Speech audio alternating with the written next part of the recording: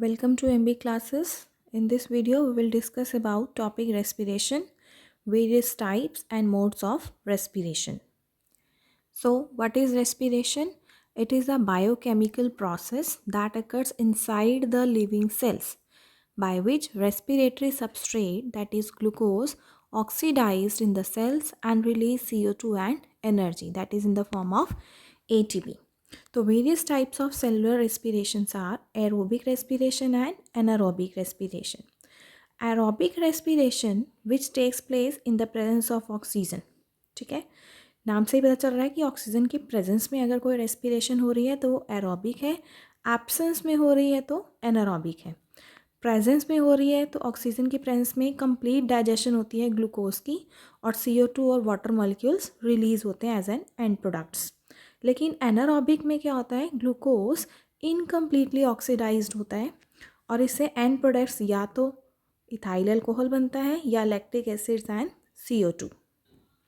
In aerobic respiration 38 ATP energy is liberated, लेकिन anaerobic में क्या होता है, सिर्फ 2 ATP मॉलिक्यूल्स ही लिबरेट होते हैं।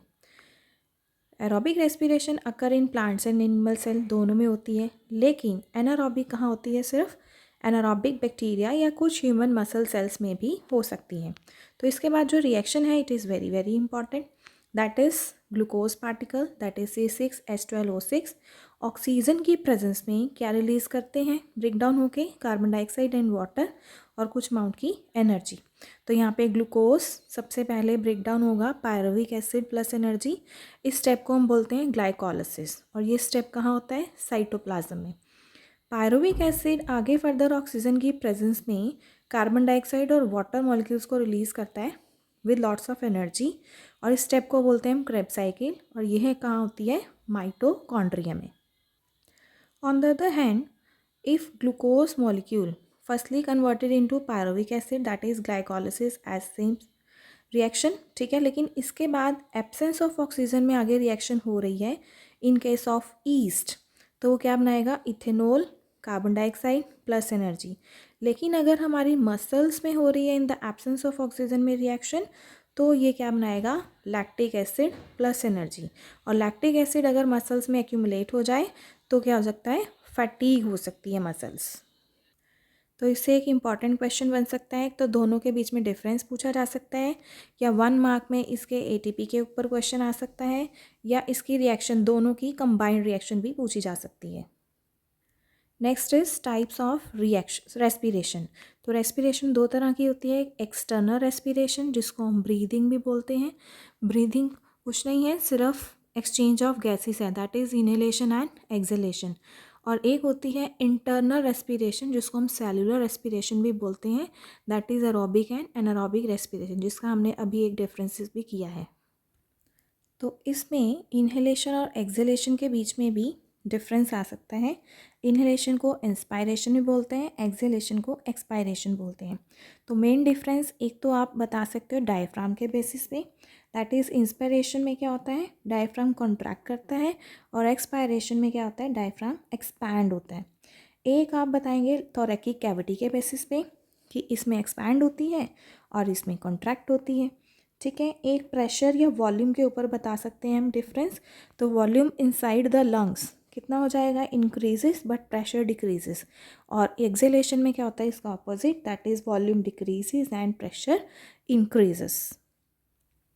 तो यहाँ पे आपका डिफरेंस बहुत इंपॉर्टेंट बन जाता है, इनहेलेशन एक्सहेलेशन में भी, एरोबिक एनारोबिक में भी, प्लस ब्रीथिंग और रेस्पिरेशन में भी डिफरेंसेस आ सकते हैं। Next most important topic is mode of respiration. Different modes of respiration होते हैं, जैसे कि बॉडी सरफेस के थ्रू भी रेस्पिरेशन हो सकती है। अगर रेस्पिरेशन बॉडी सरफेस से हो रही है तो उसमें ऑर्गन कौन सा होगा, बॉडी सरफेस, नाम से ही पता चल रहा है। For example in case of amoeba, sponges, hydra या flatworms. Second is cutaneous respiration, that is occur through skin. तो स्किन के थ्रू कौन कौन से करते हैं, अर्थवॉर्म्स करते हैं, leech and frogs. Third is tracheal respiration, that means जो ट्रैकिया या एयर ट्यूब्स के थ्रू होती है। For example in case of insects, centipedes, spiders. Next is branchial respiration, जो गिल्स के थ्रू होती है। For example in prawns, tadpoles, bony fishes, cartilaginous fishes. और पल्मोनरी रेस्पिरेशन होती है लंग्स के थ्रू, ठीक है, for example in snails, reptiles, birds and mammals. तो इसमें से आपका 1 मार्क या MCQ क्वेश्चन बन सकता है important. Next is respiratory system in human beings which is very very important topic. तो इसको आपको सीक्वेंस वाइज लर्न कर लो, इट्स वेरी मच ईजी। तो सपोज़ अगर ऑक्सीजन रिच एयर है एनवायरनमेंट में, तो एनवायरनमेंट से हमारी बॉडी के अंदर जानी है तो उसका सीक्वेंस आपको पता होना चाहिए। तो सबसे पहले ऑक्सीजन कहाँ जाएगी? नॉस्ट्रल्स एंड नेसल कैविटीज़ में, ठीक है। नॉस्ट्रल्स क्या होते हैं? These are 2 nasal openings through which air passes to nasal cavity, ठीक है, which is separated from oral cavity by bony plate. और इसके बाद नॉस्ट्रल्स या नेसल कैविटी के बाद कहाँ जाता है? फेरिंग्स में। तो फेरिंग्स क्या है? एक कॉमन पैसेज है फॉर एयर एंड फूड। इसके बाद जाएगा ट्रेकिया में। तो ट्रेकिया पे आपका एक इम्पॉर्टेंट क्वेश्चन बन सकता है, क्योंकि ट्रेकिया की जो वॉल है उसमें इनकम्प्लीट सी शेप्ड की कार्टिलेजिनस रिंग्स होती हैं। तो इसी का क्वेश्चन आता है कि वाई इट इज़ प्रेजेंट। क्यों, क्या काम करती हैं ये? It prevents trachea from collapsing even if there is not much air in it. तो ट्रेकिया जो है आगे फर्दर डिवाइड हो जाएगा ब्रोंकाई में। Trachea divides into right and left bronchi. Bronchioles में, क्योंकि नंबर ऑफ ब्रोंकाइज जो होती हैं फिर वो फर्दर रीडिवाइड करती हैं और ब्रोंकियोल्स बनाती हैं, primary, secondary, tertiary bronchioles. And last alveoli, that means एक सैक लाइक स्ट्रक्चर होता है, टाइनी चैम्बर्स होते हैं जहाँ पे गैशियस एक्सचेंज होता है, ठीक है। तो ये सारा कहाँ होता है? लंग्स में। तो लंग्स कहाँ होते हैं? थोरैकिक कैविटी में। फिर लंग्स में एक्सचेंज होने के बाद oxygen and CO2 exchange at alveoli and comes to bronchioles. वापस उसी सीक्वेंस में जाएगा, ब्रोंकियोल से ब्रोंकाई में, then trachea, pharynx, nostrils and at last carbon dioxide rich air जो है वो रिलीज़ हो जाएगी एनवायरनमेंट में। तो ये सीक्वेंस आप डायग्रामेटिकली भी कर सकते हो, जैसे कि ये ट्रेकिया है, इसमें सी शेप की क्या होती हैं? बहुत सारी कार्टिलेजिनस रिंग्स होती हैं जो कि फर्दर आगे डिवाइड हो जाता है लेफ्ट और राइट पोर्शन में, ठीक है। ट्रैकिया से नंबर ऑफ ब्रोंकाइज में कन्वर्ट हो जाता है। फिर प्राइमरी ब्रोंकाई जो होती है आगे फर्दर डिवाइड हो जाती है सेकेंडरी ब्रोंकाई में। सेकेंडरी आगे फर्दर डिवाइड हो जाती है टर्शरी ब्रोंकाई में, ठीक है। जैसे कि सपोज ये आपने बना दिया राइट लंग और ये बना दिया आपने लेफ्ट लंग, ठीक है।